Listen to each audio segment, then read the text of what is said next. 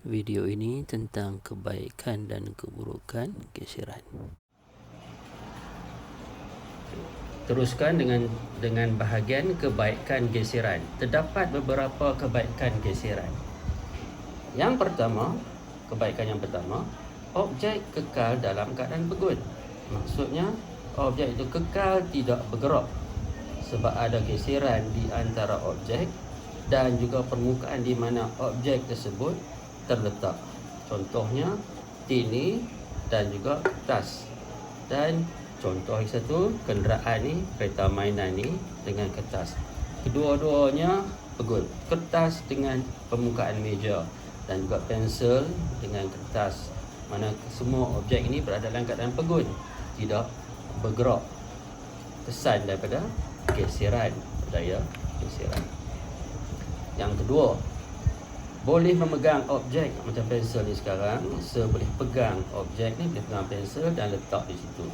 Sebab wujud geseran di antara pensel jari dengan pensel. Jadi kita boleh memegang objek.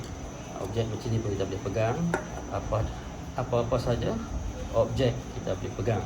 Sebab wujudnya geseran di antara jari tangan dengan permukaan objek tersebut. Kebaikan geseran yang ketiga ialah kita boleh berjalan tanpa tergelincir. Baik, yang macam mana dikatakan boleh berjalan tanpa tergelincir? Kita menggunakan kasut. Kasut kita ada tapak. Alur itu menambah geseran dan membolehkan kita bergerak tanpa tergelincir. Contohnya begini.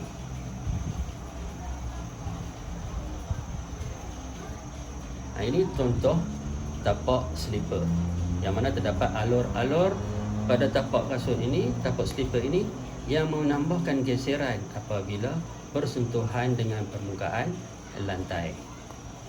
Yang keempat, memperlahankan atau menghentikan pergerakan objek.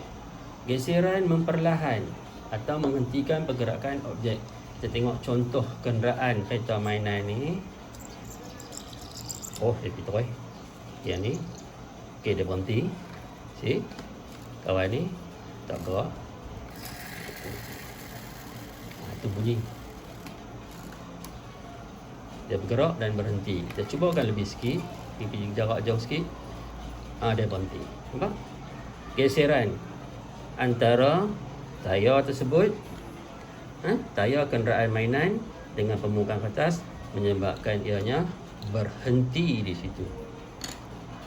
Jadi geseran kebaikan dia boleh menghentikan. Dalam keadaan biasa, brek ke kenderaan yang kamu naik, sama ada kereta ayah kamu ataupun motosikal ayah kamu. Dan kebaikan geseran yang kelima, ia menajamkan peralatan. Contohnya pisau dan juga batu pengasah. Jadi sentuhan di antara permukaan pisau dan batu pengasah ini menghasilkan geseran yang seterusnya menajamkan pisau tersebut. Dan semua peralatan juga boleh ditajamkan dengan menggunakan kaedah ini. Untuk keselamatan, pastikan pisau ada sabun. Baik, itulah kebaikan geseran pada kali ini. Okey, sekian, terima kasih. Baik, seterusnya keburukan geseran. Geseran juga ada keburukan dia. Kita lihat satu persatu.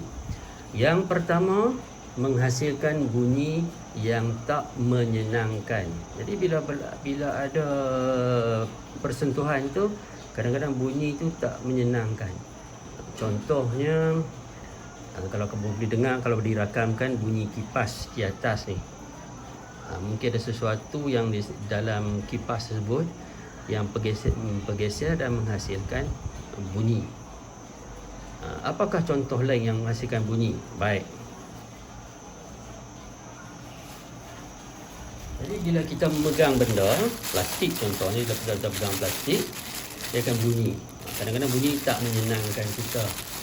Dia menghasilkan bunyi yang tak menyenangkan. Bunyi di antara tapak kasut dengan lantai juga satu bunyi yang tidak menyenangkan. Yang kedua, merosakkan bahagian objek yang bergerak. Baik, ini keburukannya. Ini lebih kepada enjin-enjin kenderaan. Lama kelamaan bahagian-bahagian enjin yang bergerak di dalam enjin tersebut akan mengalami kehausan dan terpaksa ditukar. Itu keburukan kedua geseran. Keburukan geseran yang ketiga ialah menghasilkan haba yang tidak diingini. Yang ini berlaku di dalam enjin-enjin kenderaan juga. Contohnya enjin kereta. Jadi ia akan menghasilkan haba apabila bergeser dan menyebabkan kepanasan. Kepanasan tersebut lama kelamaan akan merosakkan bahagian-bahagian dalam enjin. Itu antara keburukan geseran yang ketiga. Baik, seterusnya keburukan geseran yang keempat ialah menghauskan. Yang ni huruf S ni. Menghauskan permukaan objek. Bila permukaan satu objek bersentuhan dengan permukaan yang lain, objek tersebut, permukaan tersebut menjadi haus. Baik, contohnya sini ya, tapak kasut.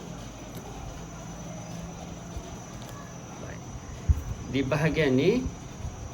bahagian ini perhatikan telah mengalami kehausan, sedikit kehausan berbanding dengan bahagian yang lain. Ini menunjukkan geseran menyebabkan kehausan kepada objek. Baik. Contoh yang lain ialah contoh getah pemadam kabut. Di sini juga menyebabkan permukaan objek. Kamu perhatikan di sini.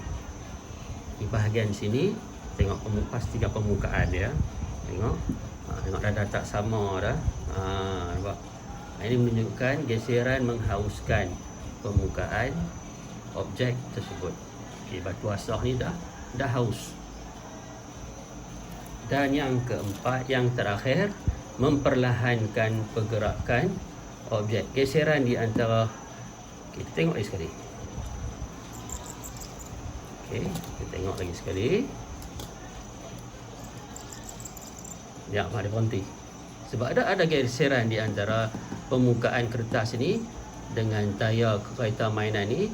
Jadi akhirnya kereta tersebut berhenti. Dengar tak bunyi tadi? Mungkin ada sesuatu part bahagian dalam tersebut yang bergeser menghasilkan bunyi tak diminyakkan. Jadi bunyi yang tak menyenangkan. Itu antara keburukan geseran. Okey, kereta ni tak bunyi pula. Okey pula. Ada bunyi sikit-sikit. Kereta tu kan. Berhenti. Ini adalah keburukan geseran. Baik.